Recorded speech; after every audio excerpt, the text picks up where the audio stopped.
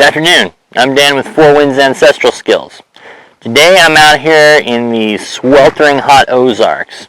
It's mid-August. It's high 90s, low hundreds right now. I'm not exactly sure where it's at, but it is very hot and very humid. So what better way to help out with that while you're in the backwoods than to make some lemonade out of this guy right here. These are sumac berries, and they make actually a pretty decent lemonade. Stick around, I'll show you how it's done. Okay, here's the plant we're going after right here. This is a sumac tree. It's a particular variety is called smooth sumac. There's actually 4 different varieties in Missouri. They can all be used to one level or another to make either jellies or lemonade. But this is the one I'm going to be picking right here because this is the one I came across. So they have very distinctive showy clusters of these red little berries. They're not really a whole lot of good to eat.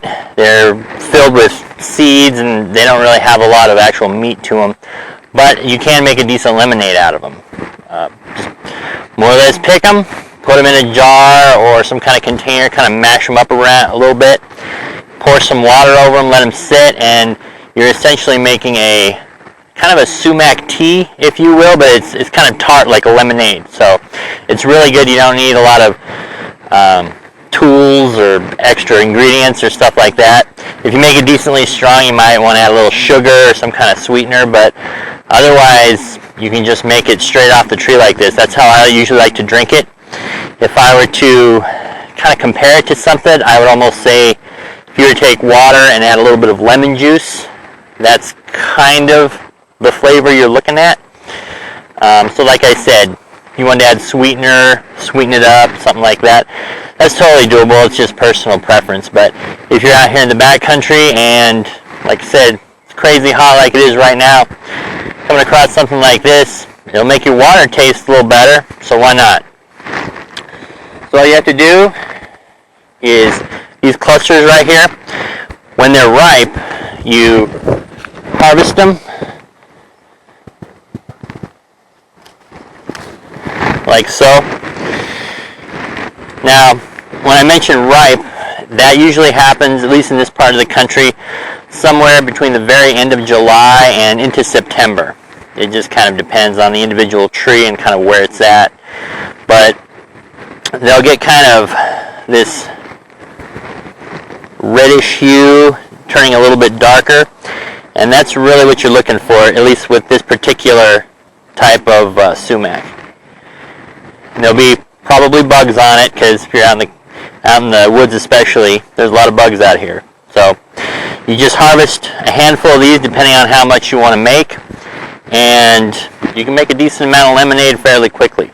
So let's go over here, separate the berries out, and start making some lemonade. Now that we have all those clusters of berries, we want to separate them off and put them in the jar. Really, I like to just kind of pull them off with my fingers and then drop them in the jar. It's that simple. You just want to try to remove the big stems. If you get some of the stems in there, it's really not a big deal. So don't spend a lot of time trying to separate them out. But I like to separate them out. It gets some of the extra stems off, and also you're able to remove any bugs that might also be on the berries themselves. So just kind of separate them out, throw them in there. But like I said, don't spend a ton of time doing that. And before long, you'll have a jar or whatever container you're using full of the berries, which you then mash them up. Once you have all the berries in your container here, all you gotta do is take your mixing stick, start beating them up, mashing them up really good, like so.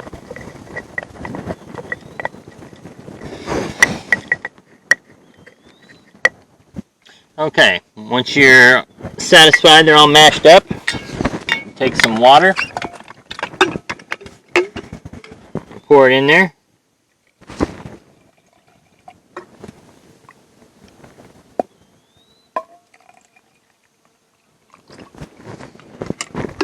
And then really just let it sit a while. Even if you're using cold water, that's not a problem. The juices and everything will still really infuse into the water. So this isn't doesn't have to be like boiling water or anything like that.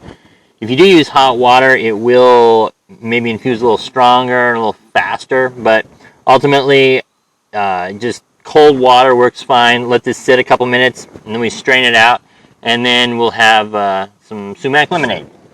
Alright, all you need is a clean jar, and what I'll be using is a coffee filter. You can use a rag or a piece of cloth or cheesecloth, anything like that will work, but I happen to have a coffee filter here that I'll just utilize.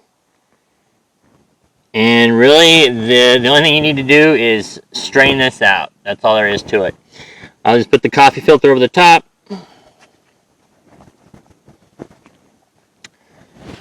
Kind of hold it.